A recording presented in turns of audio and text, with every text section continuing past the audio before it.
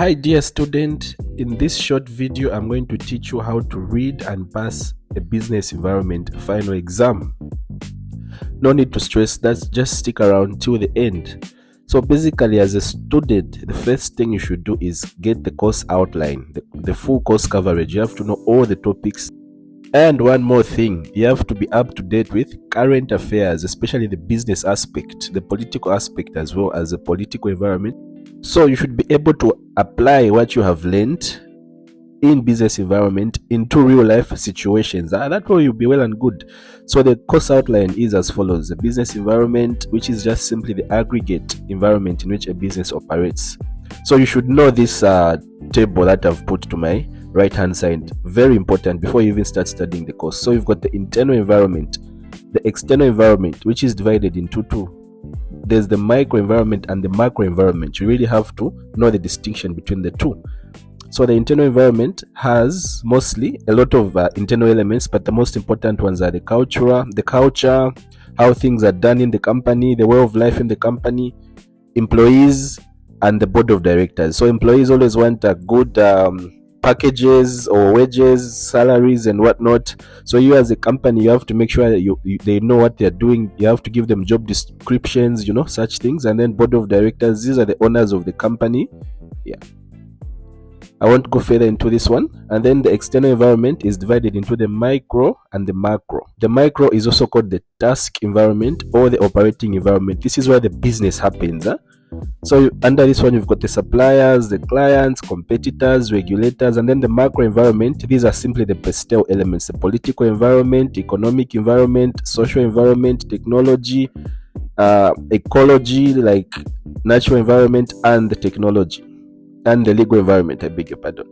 So if you can see, the internal environment, you have more control as a business. For example, employees are coming late for work and it's disturbing your flow of production. As a business, you can simply buy or purchase a clocking in system where every employee clocks in and clocks out, so you can manage the time they come and the time they go, and then you can put in disciplinary actions so you can control that.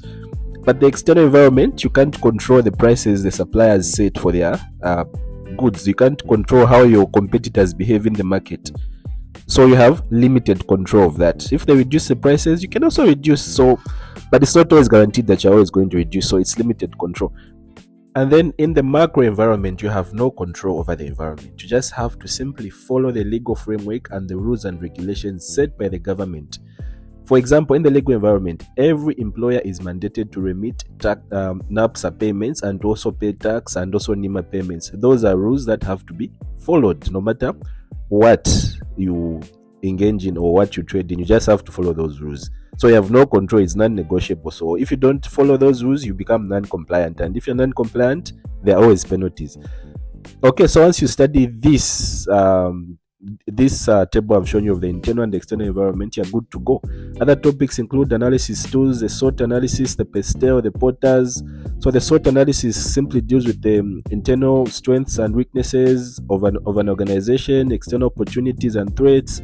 The PESTEL, this one deals with the macro environment, especially when you want to engage or join a new business venture. You have to use the PESTEL analysis. The SWOT, this is for internal business strategies. And then the Potter's forces, this one looks at things such as how attractive a market is in terms of profit and how competition affects that given business industry. That's Potter's 5 forces. So for more information, just follow me. I'll keep on looking at these topics individually. Then the political environment, we've already discussed it. The economic environment, we've discussed it. Some of the economic factors include the unemployment rate, inflation rate, interest rate. So we'll look at these things individually in another video. And then the social environment, this is simply about the buying habits and buying behaviors of clients. This can help you how to determine the goods to produce and how to market your goods and services. So we'll talk about the social environment in detail later on. Technological environment, this is how technology influences the production of goods and services. Basically, technology automates stuff, streamlines things, it makes it easier to do things, but technology also has its disadvantages. So things like hacking, phishing mails, so we'll talk about it more in another video. Then the ecological natural environment. This is just simply the natural environment. You talk about the minerals, how you preserve the natural environment, the benefits of preserving the natural environment. For example, you can be able to charge clients premium because they'll be willing and able to pay for a good cause, such things. So we'll talk about the ecological environment later on in a separate video. Then the legal environment. Here you have to follow the legal regulations. So we'll also talk about the legal environment further. So one thing you have to know as a student, you have to differentiate the legal environment and the political environment. Most of the times, people mistake these environments to be the same. Okay, yeah, they are interrelated. So the political environment is more of the type of political system you have. Is it a democracy? Is it a dictatorship? Such issues. So how does that political system affect the way business flows? So, for example, if it's a democracy, most of the times people vote, they change the government, so it's a dynamic environment. It changes according to the way people vote. So when, for example, a government might be like in our time, the Green Party was so focused on infrastructure development, while the Red Team was focused on economic stabilization. So those companies into construction, they received a lot of contracts to construct roads, houses for the police force, like AVIC, can't bet, just to mention a few. But when the Red Party came into power, it was more of economic stabilization. So those companies didn't get enough tenders, so they had to venture another business venture. So that's how they were affected by the political environment. It changed, so it's a bit dynamic. While the legal environment is always the same, it's always standard. A practical example is, even when it was the Green Party, companies were still required to remit taxes and remit NAPSA contributions and NIMA contributions. Even now, when it's the Red Party, it's still the same regardless of the government. So the legal environment is standard, it's stable. So mostly the government formulates the policies, and then the legal environment is where the rules and regulations are put into place. These are the ones who actually act on the formulated rules and regulations. And then we have managing environmental elements. So here you identify risks. There are 4 types of risks. Basically, there are many, but we look at 4. That's the strategic risk, operational risk, financial risk, and compliance risk. We'll talk about them further in another video.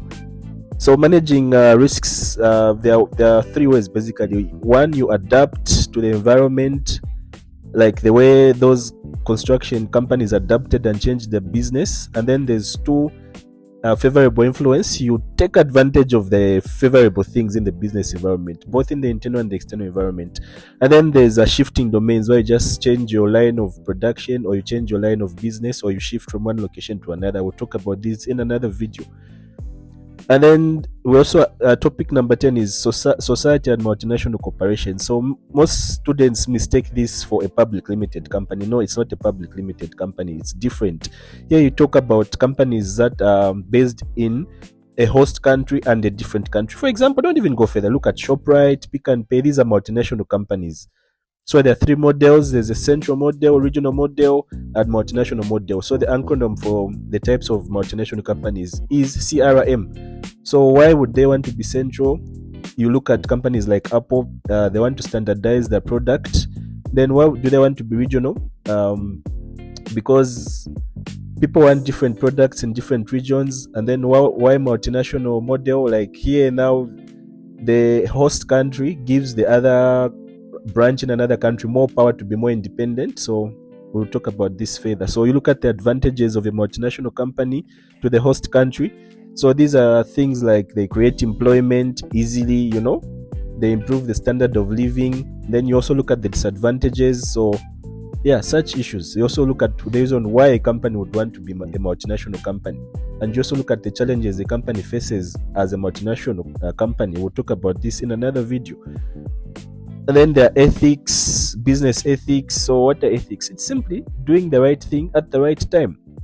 There are different approaches of ethics. We'll talk about them later. There's a justice approach, utilitarian approach, rights approach, and individualism. So there are a lot. We'll talk about it later. And then corporate social responsibility, CSR. This is the last topic. So from the word corporate, this is companies giving out to the community or the environment in which they operate. So Don't mistake it for any small company like a sole proprietor giving out to the community. It's not corporate social responsibility. So this one is for bigger companies.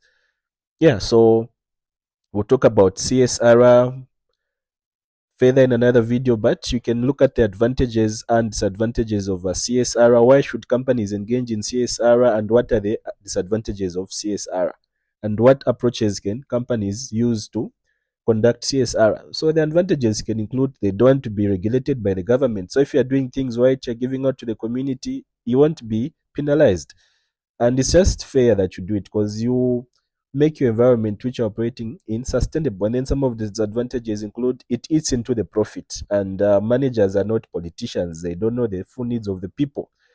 So for more information on different courses in business, stick around to my channel. Don't forget to like and subscribe.